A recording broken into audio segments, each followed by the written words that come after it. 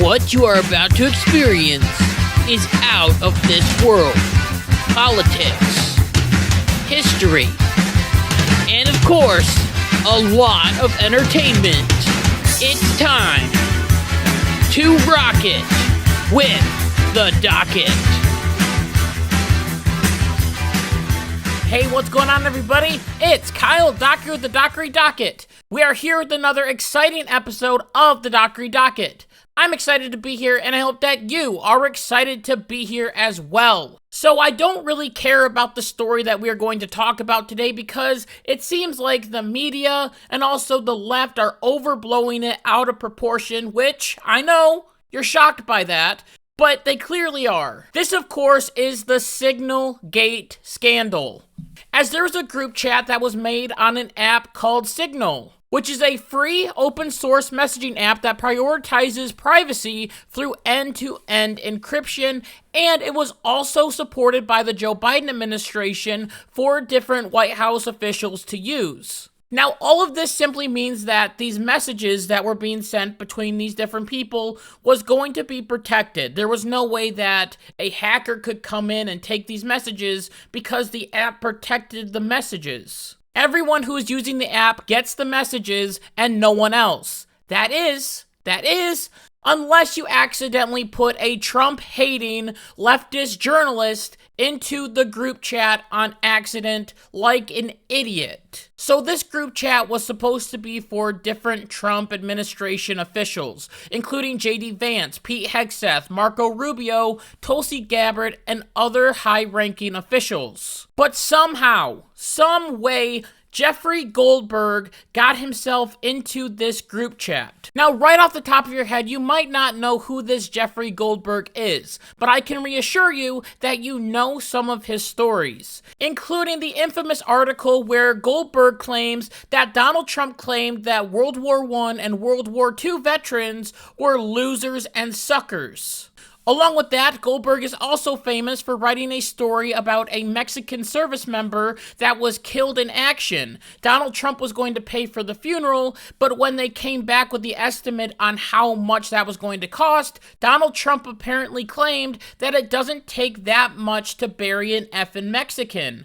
And also, according to Goldberg, in that same situation, Donald Trump also claimed that he wanted to have generals like Adolf Hitler. Now, all of these different stories were disproven by multiple people in the Trump administration. And the sad thing is that the left still uses these different lies all the time. They take Goldberg's word as well gold. So when this story fell right into his lap, he was probably like a kid in a candy store. He was probably so excited. Finally, for the first time ever, he doesn't have to lie about what Donald Trump said. He doesn't have to lie about what the administration is doing. He has the text messages right here because he was somehow included in this group chat. Now, at first, Jeffrey Goldberg was very calm about this situation. He went on TV and he claimed, "No, I'm not going to release any of this because it is highly classified, and that if he would have released it, it would hurt American citizens and servicemen." And I think that that's the right thing to do. Oh, wait,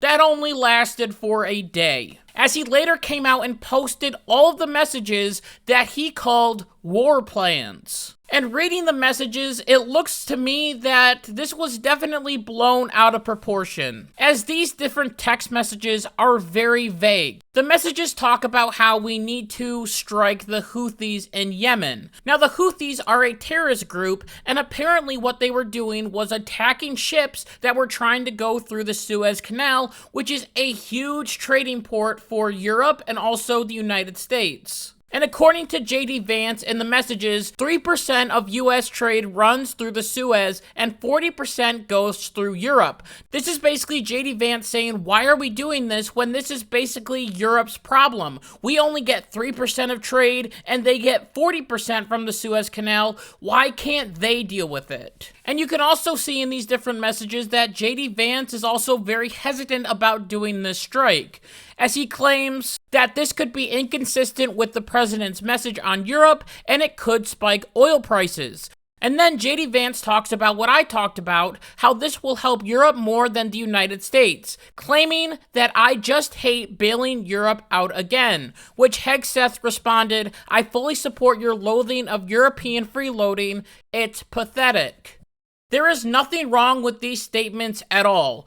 We are attacking the Houthis because they are affecting trade in Europe, not the United States. But we are apparently the only people, the only country who can take these people out so then we can have free trade around the world. Then here comes the battle plans / attack plans that Goldberg and also the media have claimed to be so dangerous and scary and could cause international chaos. The messages reveal what time the strikes were going to take place, but it never said where it was going to take place. It shows how the attacks were going to be done, as it mentions F-18s and drone strikes, and it doesn't even give a good description of who the target even is. As the messages claim, terrorist is in known location. There is no name or other information about him. To say that our American soldiers were somehow in danger because of the release of these different text messages seems to me like a big stretch. There is no information in these different text messages that could hurt American soldiers. No locations of our troops were leaked,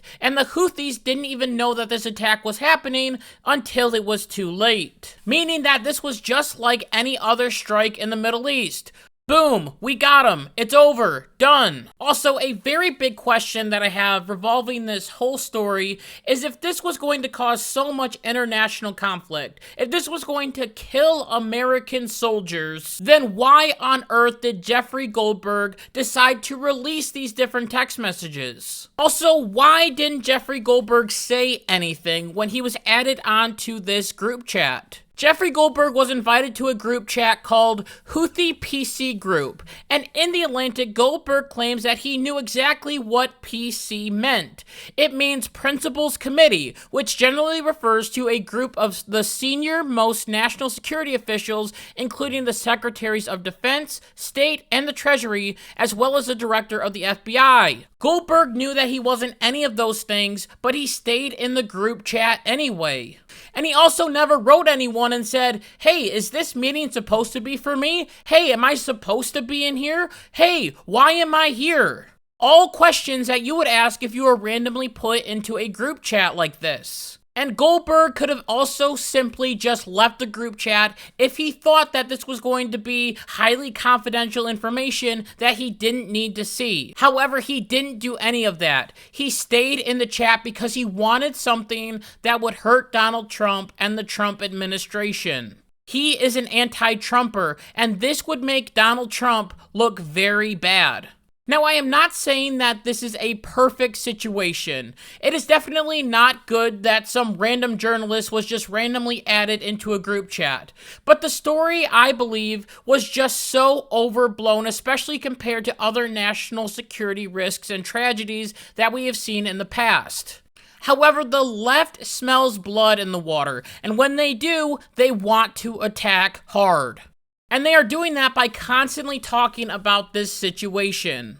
And these different people are demanding that someone from the Trump administration either A, get fired, or B, resign. What I believe should happen is the Trump administration should come out and say, we apologize for this, we didn't mean for it to happen, and we will do better next time. The Trump team shouldn't be talking about this situation or answering any questions at all about it. It is over. It is done. But the Democrats want a scalp. They want someone fired so badly because it will make Trump look terrible. And they will see it as a huge victory for them. Trump knows this, so he has already come out and claimed that no one is getting fired for this, and no one should resign for this. He realizes that it was a mistake, and he's hoping that this administration won't do that again and that they will clean up their act. But the question still remains, should someone get fired? How was the journalist able to get on this Signal app and this group message? How was it that a random journalist was put onto this group chat? Who do we assume put his number into the group chat? Is there someone in the White House that is working against Donald Trump and his interests? Should Mike Waltz, the National Security Director, be blamed because he created the group chat?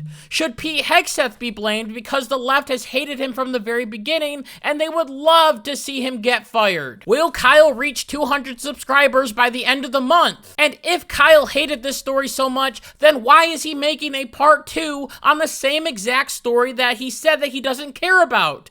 Well, that's because it's my show, and I can do what I want. So make sure that you join us for the very next episode, part 2 of the Signal Gate scandal. And with that, I just want to thank you so much for listening to this episode of the Dockery Docket. And until next time, like my mom always says, be good, be kind, be loving, goodbye.